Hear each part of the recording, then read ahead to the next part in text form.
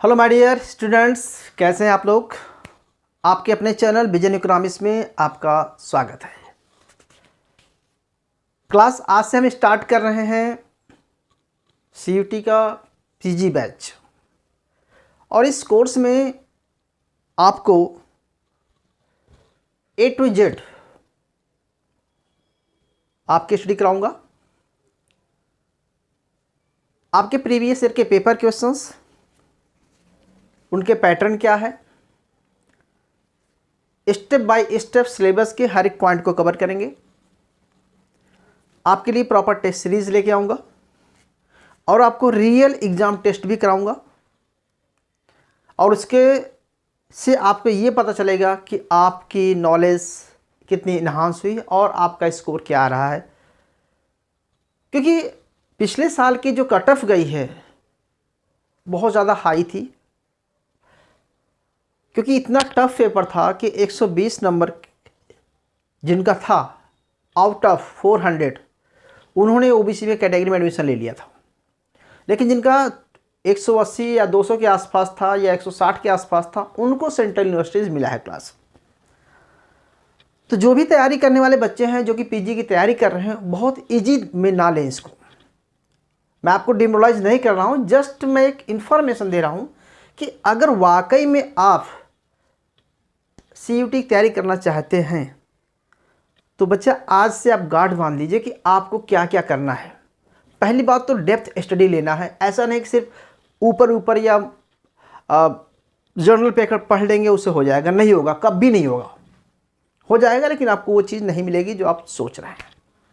आपको हर टॉपिक में उसके डेप्थ में जाना है, उसके न्यूमेरिकल फ्रेम को देखना है, उसका क्रिटिकल एनालिसिस देखना है, और उसमें से जो क्वेश्चंस बनते हैं क्रिटिकल पॉइंट ऑफ व्यू से क्वेश्चन बनाने हैं। ऐसा नहीं कि सिंपल वन लाइनर क्वेश्चन आपने पढ़ लिया तो उससे नहीं होने वाला। हालांकि मेरी पहली क्लास है, मोटिवेट करना चाहिए, लेकिन मैं टू द फैक्ट बता रहा हूँ। अगर आप वाकई तैयारी करना चाहते हैं तो बेसिकली जो ऑथेंटिक बुकें हैं पहले उसको पढ़िए, और ऑथेंटिक बुक में से हर बुक्स में से कुछ ही चैप्टर हैं उसको लेना है आपको। क्योंकि अभी आपको बहुत ज़्यादा विद्वान नहीं बनना है, समझ रहे ना, आपको क्रैक करना है एग्ज़ाम को, और इसके लिए आपको बेसिक से हाई लेवल तक की नॉलेज होनी चाहिए। अब ऐसा नहीं कि आपने एक लाइनर क्वेश्चन पढ़ लिया, मोटे मोटे ऑब्जेक्टिव पढ़ लिया, लगा के टिक मार के चले आए, कभी नहीं होगा। क्योंकि जो अब जो क्वेश्चन फ्रेम होते हैं वो ऐसे होते हैं कि आपको उस क्वेश्चन की लैंग्वेज को, क्वेश्चन के सेंस को समझने में ही आपको बहुत टाइम लगेगा। अगर आपने डेप्थ स्टडी किया है तो आपका आंसर बड़ी ईजी से निकलेगा। अगर आपने नहीं पढ़ा है अच्छी तरह तो सिर्फ आपको लगता है कि कोई भी एक टिक मार के चले आएंगे, और माइनस मार्किंग है, आपको बता दूं पहले। और माइनस मार्किंग में है कि अगर 4 मार्क्स का क्वेश्चन है, 1 नंबर की माइनस मार्किंग, मतलब एक क्वेश्चन सही की 4 क्वेश्चन सही करेंगे तो आपका एक क्वेश्चन गलत हो जाएगा। तो ये सब माइंड में रखते हुए आपको तैयारी करना है बच्चा लोग। प्रीवियस ईयर के पेपर देखिए, पिछले से पिछले साल जब पहले साल था 2021 में, शायद 2022 वाला पेपर में बहुत इजी हो गया था। लेकिन जो 23 का पेपर बनाया, आप पिछले साल का पेपर उठा के देख लीजिए तो आपको लगेगा कि आपको कुछ आता ही नहीं है। तो अच्छी से तैयारी करना पड़ेगा, तभी कुछ होगा। खास करके मैं पीजी वाले बच्चे की बात कर रहा हूँ। यूजी में तो कुछ भी है, ठीक है, लेकिन पीजी की तैयारी करने वाले बच्चे हाई लेवल आपको लाना पड़ेगा। और उसके लिए आपको आज से ही, आपको 5-6 महीने अभी आपके पास है। अभी आपका अप्रैल में एग्ज़ाम होंगे, अप्रैल या मई के लास्ट में या जून तक जा सकता है, और जुलाई में इसका रिजल्ट आना है। तो ये मान के चलो कि आपके 4-5 महीने हैं। 4-5 महीने में सिर्फ 4-5 पेपर हैं, 4-5 ब्लॉक हैं, उसको अच्छे से पढ़ डालिए, और उसमें से जितनी हो सके अच्छे से अच्छे क्वेश्चन को एक्सरसाइज कीजिए। और ऐसा नहीं कि आपने 100-200 400 क्वेश्चन पढ़ लिया, टिक मार लिया तो हो जाएगा, भूल जाइए। आपको हर चैप्टर में से कम 100-200 क्वेश्चन कीजिए। हर चैप्टर की डेप्थ में जाइए, उसका एनालिटिकल पॉइंट ऑफ व्यू से क्वेश्चन सॉल्व कीजिए, ठीक है, अगर अच्छे स्कोर लेना है तो मैं चाहूँगा कि हम आज थोड़ा सा डिस्कस कर लें। आज सिर्फ स्टार्टिंग है, तो मैं जस्ट कहूँगा कि हम लोग स्टडी करेंगे, लेकिन स्टेप बाय स्टेप करेंगे। तो आपका जो पूरा सिलेबस है मैं बता देता हूँ, तो कितने पार्ट में क्लास आप थोड़ा डिस्कस कर लेते हैं। पहला पेपर आपका है, पहला टॉपिक है आपका माइक्रो इकोनॉमिक्स में। तो क्लास देखिए, अगर माइक्रो में बात करें, ठीक है, तो बोलेंगे सर इसकी बुक क्या है, कौन सी बुक लेंगे आप। तो असल में माइंड में है कि बुक कौन सी ले। भैया बुक इतनी महंगी हैं, अच्छी बुक है, तो आपको लगेगा कि ये कैसे परचेज़ करें, तो आपको बुक्स नहीं लेनी है, उसके लिए हम बैठे हैं। आपको हर चैप्टर का जो आप PDF प्रोवाइड कर दूंगा, जो भी सिलेक्टेड चैप्टर उसके आपको मिल जाएगा। तो माइक्रो की बेसिकली कोट्सानी एक बुक है जो इंडियन ऑथर हैं, सॉरी फॉरेन ऑथर हैं, और इंडियन ऑथर में मार्केट में एच एल आहूजा और DN द्विवेदी, चतुर्वेदी बहुत सारी बुकें हैं, लेकिन मैं रिकमेंड करूँगा कि आप कोट्सानी पढ़ लीजिए या एच एल आहूजा पढ़ लीजिए बेसिक कंसेप्ट के लिए, और न्यूमेरिकल फॉर्म पढ़ने के लिए आप लोग कोट्सानी पढ़ लीजिए। यह वेरियन की बुक है, जो ऑनर्स वाले बच्चे हैं, जो ऑनर्स कर रहे हैं, उनको पता है कि वेरियन की बुक बहुत इंपॉर्टेंट है। तो वेरियंस, एच एल आहूजा समझने के लिए, और कोट्सानी, 3 बुकें पढ़ लीजिए। 3 बुकें में माइक्रो इकोनॉमिक्स पूरा कवर हो जाएगा। तो माइक्रो इकोनॉमिक्स में कौन कौन सा मेन टॉपिक है, इसको बात कर लेते हैं क्लास। तो माइक्रो इकोनॉमिक्स में देखेंगे सबसे पहला जो आपका है बिहेवियर। तो अगर मार्केट में देखो, माइक्रो इकोनॉमिक्स का जो कंसेप्ट है वो 4 पार्ट में डिवाइड है। आपको पता है कि भाई कंज्यूमर बिहेवियर, प्रोड्यूसर बिहेवियर, और मार्केट, और फैक्टर डिस्ट्रीब्यूशन, और वेलफेयर इकोनॉमिक्स। आप लोग BA प्रोग्राम में भी, BA वाले बच्चे ने फर्स्ट ईयर में पढ़ा होगा माइक्रो, कुछ पार्ट सेकंड ईयर में पढ़ते हैं। लेकिन जो ऑनर्स वाले बच्चे हैं इंट्रोडक्टरी माइक्रो और इंट्रोडक्टरी इंटरमीडिएट माइक्रो पढ़ते हैं, ठीक है, या कहीं कहीं एडवांस माइक्रो कहा जाता है, कुछ यूनिवर्सिटीज़ में होते हैं। तो advance micro and intermediate micro की बुक रखी है, वो सारा सफिशिएंट हो जाएगा। और जो DU की तैयारी करने वाले बच्चे हैं उनके लिए तो दोनों की रीडिंग सफिशिएंट है। अब देखो माइक्रो की बात करते हैं, तो माइक्रो सबसे पहला जो चैप्टर है वो क्या है क्लास, कंज्यूमर थेरीज। अब कंज्यूमर प्रेफरेंस, कंज्यूमर थेरी में क्या क्या चीज़ें आती है, तो यहाँ पर तो बहुत है, अपने में था है, बहुत बड़ी चीज़ है, लेकिन आपको क्या करना उसमें से मेन में लेना है डिमांड। अब बेसिकली डिमांड लिख दिया आपके सिलेबस में, तो इसका डिमांड का मतलब नहीं कि आपने लार्ज डिमांड या demand supply types of demand पढ़ लिया या इलास्टिसिटी ऑफ डिमांड पढ़ दिया, इतने से काम नहीं चलने वाला। What is demand, factor of demand, change in demand, change in quantity demand, demand factor function कैसे निकालते हैं, linear function demand, non linear function कैसे निकालते हैं, उससे हम न्यूमेरिकल कैसे सॉल्व करते हैं। अगर आपको फंक्शन दे दिया गया तो उसकी वैल्यू फाइंड करना है प्राइस की, कैसे प्राइस निकालेंगे, कैसे क्वांटिटी निकालेंगे। इसके बाद आपको पढ़ना है कि इलास्टिसिटी कैसे मेजर करेंगे, तो डिमांड फंक्शन से इलास्टिसिटी मेजर करना आपको चाहिए। इलास्टिसिटी क्या है, टाइप्स ऑफ इलास्टिसिटी, जितने टाइप की इलास्टिसिटी भी मेजर निकालना आना चाहिए। तो बेसिकली डिमांड सिर्फ कहना है कई बात की डिमांड है, डिमांड में सब कुछ आ गया बच्चा लोग, ठीक है। दूसरा बात है कि डिमांड से की पढ़ने के बाद हम पढ़ते हैं यूटिलिटी। अब यूटिलिटी का मतलब थोड़ी कि आपने 2 पेज 6 पेज पढ़ लिया, 4 पेज पढ़ लिया, यूटिलिटी पूरा पढ़ना आपको। यूटिलिटी का कंसेप्ट है क्या, उस यूटिलिटी के बेस पर जो है कार्डिनल और ऑर्डिनल यूटिलिटीज फंक्शन क्या थे, किस तरह से यूटिलिटी फंक्शन बनाया जाता है, किस तरह से प्राइस और इनकम गिवन होने पर यूटिलिटी मैक्सिमाइजेशन करते हैं, तो सिंगल गुड्स में और मल्टीपल गुड्स में।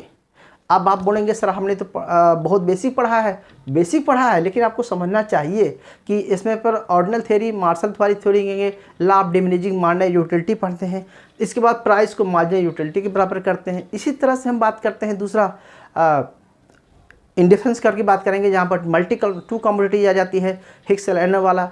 इंडिफरेंस कर्व क्या है, उसकी प्रॉपर्टीज़ क्या है, उसमें इक्विलिब्रियम कैसे निकालते हैं, बजट लाइन कैसे पढ़ते हैं हम, फिर हम क्या करेंगे साइमल्टेनियस इक्विलिब्रियम कैसे करते हैं, बजट लाइन उसके साथ कैसे फाइंड करते हैं, price effect, income effect, substitution effect से कैसे कंज्यूमर बिहेव होता है, गिवन गुड्स क्या होते हैं, ये सब आपका टोटली आ जाता है कंज्यूमर बिहेवियर में। और साथ साथ फिर और थोड़ा आगे जाते हैं तो रिवेल्ड प्रेफरेंस थ्योरी आप पढ़ेंगे, ठीक है, सिमोनसन की। इसके बाद हिक्स और लेटेस्ट वर्जन आ जाता है। हालांकि आपको अनसाइंटिफिक आपको नहीं पढ़ना है, लेकिन यहाँ तक जाना है आपको। फिर आपका कंज्यूमर सरप्लस कैसे मेजर करते हैं, तो बेसिकली कंज्यूमर के बिहेवियर से डिमांड, ये सब चीज़ें पढ़ना है। ऐसे सेकंड पार्ट है इसका माइक्रो का, प्रोड्यूसर बिहेवियर। तो production theories, production theory basically production क्या है, टाइप्स ऑफ प्रोडक्शन क्या होते हैं, long run production, short term production, function कैसे बनाते हैं, अगर आपको क्वाड्रेटिक फंक्शन या कौन सा फंक्शन दिया गया है तो किस तरह से आप शेप को निकालेंगे। और फिर हम पढ़ते हैं कि लाभ variable proportion, return to scales क्या होता है, लॉन्ग रन प्रोडक्शन फंक्शन में कॉप डगलस प्रोडक्शन फंक्शन कैसे पढ़ेंगे, ठीक है। तो सारे फंक्शन पढ़ेंगे। फंक्शन ऐसा नहीं सिंपल आपको न्यूमेरिकल फॉर्म में ही पढ़ना है यहाँ पर, क्योंकि अप्लाइड क्वेश्चन आने हैं, हर चीज़ को डेप्थ में समझना है। इसके बाद आप चलते हैं थोड़ा सा कॉस्ट के बारे में। तो कॉस्ट में भी यही है, long run, short run cost, types of cost, cost को निकालते कैसे हैं, ठीक है। और LIC कर्व क्या होता है। तो बेसिकली कॉस्ट फंक्शन है, मैं बहुत डिटेल में नहीं जा रहा हूँ यहाँ पर। आइसो कॉस्ट, आइसो काउंट सुना होगा आपने, किस तरह से मैनेज करते हैं, ठीक है। रिसेंटली जो भी डेवलपमेंट हुई है cost theories, modern cost theory वगैरह क्या है, क्योंकि क्वेश्चन वहाँ से बड़ाई होते हैं। देखो ऑर्डिनरी क्वेश्चन तो कोई पढ़ लेगा, लेकिन जो डेप्थ में जाता है, लास्ट तक जाता है, उसको सारे क्वेश्चन पता होता है। तो ये मैं कहूँगा कि ये सब चीज़ें आपको करना है बच्चा। इस तरह से हम बात करते हैं कास्ट हो गया, प्रोडक्शन हो गया, कंज्यूमर बिहेवियर हो गया। इसके बाद हम तीसरा इनका जो ऑप्शन है वो है क्लास क्या है, प्राइस एंड आउटपुट डिटर्मिनेशन है। इसमें पूरी मार्केट के बारे में बात करते हैं। डिटेल हम जब जाएंगे आपको पढ़ाएंगे तो 1 बाय 1 चैप्टर आपको डिटेल्स पढ़ाएंगे, किस तरह से समझाएंगे। और मार्केट कहने के मतलब मार्केट है, मार्केट में बहुत सारी मार्केट आ गई, ठीक है। तो जितनी भी मार्केट है, परफेक्ट, मोनोपोली, ओलिगोपोली, जितनी भी सारी मार्केट हैं, सारी मार्केट के बारे में 1 बाय 1 स्टडी करेंगे। उसका एजम्पशन, उसकी प्रॉपर्टीज, उसमें कुछ एक्सेप्शनल केसेस होते हैं वो सब करेंगे, न्यूमेरिकल फे में भी करेंगे। इसके बाद लास्ट आता है कि मार्केट में फैक्टर डिस्ट्रीब्यूशन है, जिसमें इनकम, वेज और रेंट थेरीज वगैरह होती हैं। और लास्टली वैसे कहते हैं कि जो कंज्यूमर इक्विलिब्रियम है, प्रोड्यूसर बिहेवियर है और कंज्यूमर बिहेवियर है, दोनों मैक्सिमाइजेशन कहाँ करते हैं, सेटिस्फेक्शन कहाँ करते हैं, वो आएगा आपका वेलफेयर इकोनॉमिक्स में। तो वेलफेयर इकोनॉमिक्स की बात करेंगे, इसमें फिर प्रेटिव एफिशिएंसी और ये सब पढ़ते हैं। तो बेसिकली मोटा मोटा तौर पे आपको बता रहे हैं कि माइक्रो में ये सारे क्लास हैं। तो माइक्रो की बुकें हो गई और सिलेबस का पार्ट ही हो गया क्लास। नेक्स्ट चलते हैं, दूसरा लेते हैं मैक्रो इकोनॉमिक्स। अब देखो क्लास मैक्रो अगर देखते हैं तो मैक्रो में बेसिकली आपको ज़्यादा नहीं पढ़ना है, लेकिन मैक्रो बहुत बड़ा है देखा जाए तो। मैक्रो में सबसे पहला नेशनल अकाउंट इनकम अकाउंटिंग है। अब नेशनल इनकम अकाउंटिंग पहला है मैक्रो में। दूसरा इसको डेप्थ में हम बाद में करेंगे। इसके बाद हम लेते हैं इनकम और आउटपुट डिटर्मिनेशन। तो बेसिकली इनकम आउटपुट डिटर्मिनेशन लेकर के 2 थियरी हैं क्लास, क्लासिकल और केंजियन। तो क्लासिकल और केंजियन को बहुत अच्छी तरह से समझना पड़ेगा, दोनों का डिफरेंस क्या है, मॉनेटरी पॉलिसी फिजिकल पॉलिसी किस तरह से इसमें वर्क करती है, इनका एजम्पशंस क्या है, बहुत कुछ इसमें है। ऐसा नहीं कि इन्होंने लिख दिया कि सिर्फ क्लासिकल थ्योरी और केंजियन थ्योरी है। तो इसमें केंजियन अपने आप में एक बुक है, केंजियन अपने आप में एक ग्रंथ है, केंजियन की क्या नहीं है। तो हम लोग समझते हैं कि बस केंजियन का इतना पढ़ लेना है, 2 लाइन 4 लाइन, नहीं। केंजियन अपने आप में मैक्रो इकोनॉमिक्स ही पूरा केंजियन है, ठीक है। तो केंजियन के बारे में डेप्थ में स्टडी करना पड़ेगा आपको, सारा कुछ पढ़ेंगे। और इसके बाद एग्रीगेट डिमांड्स क्या है, एग्रीगेट सप्लाई क्या है, इफेक्टिव डिमांड क्या है, ठीक है, ये सब है। फिर इसी में आता है मनी और इन्फ्लेशन भी है, कॉस्ट पोस्ट इन्फ्लेशन के बारे में, types of inflation, cost post inflation, जितना तो इन्फ्लेशन है उसके टाइप्स है। इन्फ्लेशन का एम्प्लॉयमेंट से रिलेशन है, जिससे हम पढ़ाएंगे आपको। फिलिप्स कर्व वगैरह क्या है, ये सब बातें करेंगे। मॉनेटरी एंड फिजिकल पॉलिसी कैसे करते हैं, ये आपका सिलेबस में है। और मतलब बेसिकली मैक्रो जो है वो थेरीज है प्लस मनी, मतलब मनी एंड मनी वाला पूरा पोर्शन और कुछ थेरी से मिला करके इन्होंने जो स्ट्रक्चर बनाया है, ये आप देख सकते हैं। दूसरा देखते हैं class statistical methods in economics. ये बहुत इंपॉर्टेंट है, क्योंकि देखो हर आपके जितनी ब्लॉक हैं, हर ब्लॉक से 5-5 6-6 क्वेश्चन आने हैं और 75 क्वेश्चन आने हैं। तो कोई ब्लॉक आपको छोड़ना नहीं है, ठीक है। तो हर ब्लॉक से आएंगे। तो स्टैटिकल मैथमेटिक्स इन इकोनॉमिक्स, इसमें क्लास वही है, mean mode median, dispersion, skewness, quartile deviation और deviation, standard deviation, correlation and simple regression model and probability. तो इतने सारे चैप्टर पढ़ने हैं। अब प्रोबेबिलिटी हो गया, रिग्रेशन हो गया, कोरिलेशन हो गया, ये सब तो समझ आएगा जब आपको बेसिक पता होना चाहिए, क्योंकि यहाँ पर बेसिक नहीं आएगा क्लास, मॉडल आएंगे, बहुत बड़े इक्वेशंस आते हैं। पिछला पेपर उठा के देखेंगे तो लगेगा कि पता नहीं कहाँ से क्या पूछा गया है।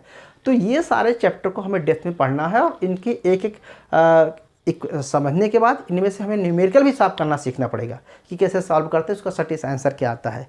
बाकी बहुत सारा मैं प्रैक्टिस सेट कराऊंगा आपको टाइम टू टाइम। दूसरा लेते हैं क्लास मैथमेटिकल मेथड्स में है। मैथमेटिकल मेथड्स में आप लोगों को +2 में काफ़ी कुछ जो बच्चे मैथ पढ़े हैं उनको बहुत कुछ नॉलेज होगी।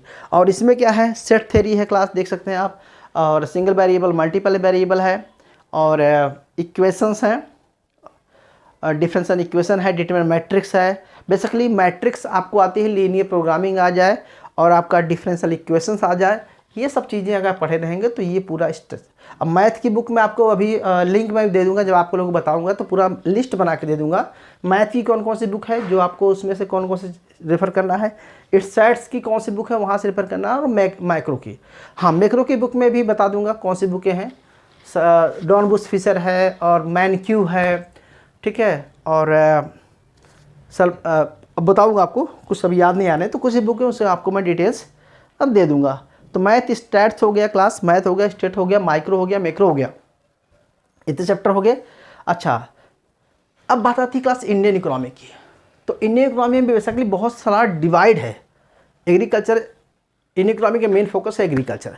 अब इन्होंने एग्रीकल्चर तो लिख दिया या मैक्रो इकोनॉमिक्स का ट्रेंड लिख दिया, तो जब इस पूरे सिलेबस में अगर आपने माइक्रो मैक्रो पढ़ लिया है, स्टैट्स मैथ पढ़ लिया है, तो बेसिकली हम ट्रेंड और पैटर्न पढ़ेंगे कि इंडियन इकोनॉमी में ये देखना होता है कि जो ट्रेंड है, नेशनल इनकम क्या चल रहा है हमारे देश में, जीडीपी कितना है, पर कैपिटा कितना चल रहा है, सेविंग रेट क्या चल रहा है, कैपिटल फॉर्मेशन कितना चल रहा है हमारे देश में, अनएम्प्लॉयमेंट कितना है, पॉवर्टी कितनी है, एजुकेशन स्ट्रक्चर क्या चल रहा है हमारे कंट्री का, डिस्पैरिटीज़ कितनी है, बेसिकली जो सोशल इशूज़ हैं उस पर बहुत डेप्थ में स्टडी करना है। ऑक्यूपेशनल स्ट्रक्चर क्या है, कौन कौन से कितने लोग किस सेक्टर में एम्प्लॉय हैं, ट्रेंड क्या चल रहा है, कितना चेंजेज आए हुए हैं, गवर्नमेंट के इन सब के लिए पॉलिसीज़ क्या हैं। अगर उन्हें पॉपुलेशन लिख दिया तो पॉपुलेशन में सिंपल ये नहीं कि पॉपुलेशन पढ़ेंगे, पॉपुलेशन पॉलिसीज़ क्या है, पॉपुलेशन डिविडेंड क्या है, पॉपुलेशन एज क्या है, पॉपुलेशन पिरामिड क्या है, सुना होगा आपने, पॉपुलेशन पॉलिसीज़ क्या है, रिसेंट गवर्नमेंट की पॉलिसी क्या है, इसमें पूरा सेंसेक्स आ जाएगा